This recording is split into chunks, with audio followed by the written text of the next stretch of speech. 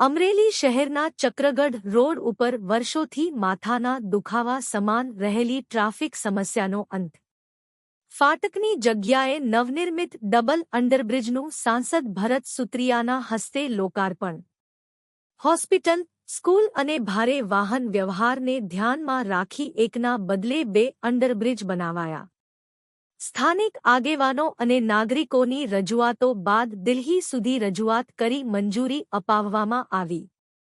લોકાર્પણ પ્રસંગે સાંસદ ભરત સુત્રિયા, જિલ્લા ભાજપ પ્રમુખ અતુલ કાનાણી, મહામંત્રી મેહુલ ધોરાજીયા સહિત નગરપાલિકા ટીમ ઉપસ્થિત.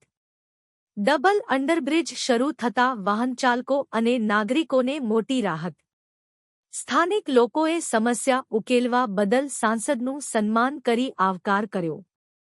આજ રોજ ચક્રગઢ રોડ ગેટ નંબર 23 નું ગરનાળું સાંસદ શ્રીના હાથે ખુલ્લું મૂકવામાં આવ્યું છે. આ છેલ્લા 2 મહિનાથી આ રસ્તો બંધ હતો. લોકોની સુખાકારી અને સાનુકૂળતા માટે હર હંમેશ સંસદે પ્રયત્ન કર્યા છે.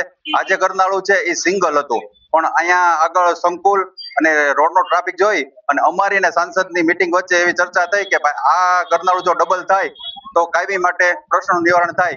એક જ મીટિંગ માટે સાંસદ તથા કૌશિકભાઈ દિલ્હી ગયા અને 1 જ કલાકની મીટિંગમાં રોડને ડબલ કરીને આવ્યા. એ બદલ અમરેલી શહેર વતી વિસ્તારના લોકો વતી હું સાંસદ શ્રી તથા કૌશિકભાઈનો ખૂબ ખૂબ આભાર માનું છું. આજે સકરગઢ રોડ જે પહેલા ફાટક હતું ને આજ અંડરબ્રિજ કમ્પ્લીટ થઈ ગયો. 23 નંબરનું આ ફાટક હતું.